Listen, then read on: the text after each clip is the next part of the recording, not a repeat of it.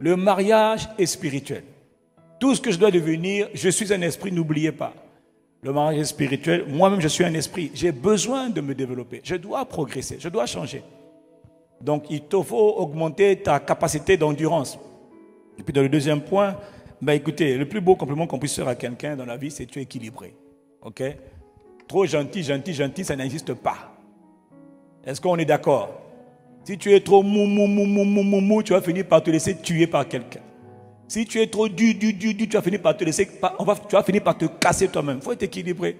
L'équilibre, c'est ce que tout homme doit poursuivre. L'équilibre. C'est une question de sagesse. On apprend à être équilibré.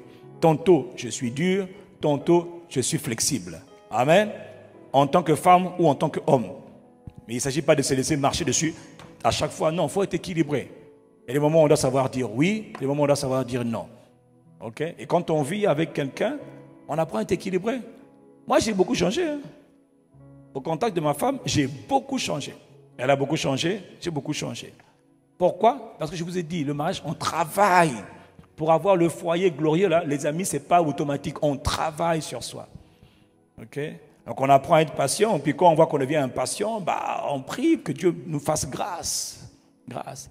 Tous les traits de caractère qui sont bons, il faudra que Dieu te fasse grâce. Tous les traits de caractère qui sont mauvais, il faudra que tu apprennes à te débarrasser toujours avec Dieu, par la grâce de Dieu. Il faut développer le fruit de l'esprit, mais il faut aussi communiquer. Amen. Non, il faut parler. Voilà, il faut vraiment communiquer. Nous, au début, quand on s'est mariés, on parlait beaucoup. Je lui disais ce que je lui reprochais, même si des fois c'était difficile, ça se terminait en queue de poisson, mais je disais quand même. Et ça, c'est important de dire à son conjoint ce qui ne va pas, ce qui nous frustre.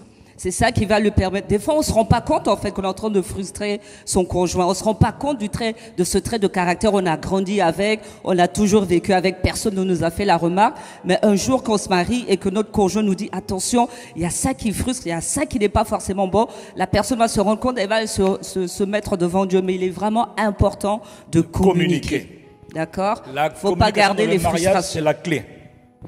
Beaucoup parler, beaucoup communiquer. Ah oui, c'est pour ça que pour se marier, il faut vraiment être amis. Les vrais couples qui durent, c'est des couples où l'un et l'autre sont amis. Et quand on est amis, on peut tout dire. Et puis vous devez parler dans un mariage où, pour parler là, c'est comme si c'est la Gestapo, la police, et j'ai plus le droit de m'exprimer librement, parce que dès que je veux parler, il va se fâcher. Ah non! Là, il ne fallait pas s'engager. Mais pasteur, je ne savais pas ça de lui. Ah, tu n'as pas bien prié. Là, maintenant, il faut intercéder. Les fiançailles, c'est une saison qui est très importante. Bon, si vous avez raté la période des fiançailles, ok, priez encore plus. Que Dieu vous aide. Pendant la période des fiançailles, soyez très observateurs. Soyez très et faites attention. Ne laissez pas vos sentiments vous emballer comme surtout nous les sœurs. Là. Toi aussi, frère, tu es emballé. Je l'aime, mon frère.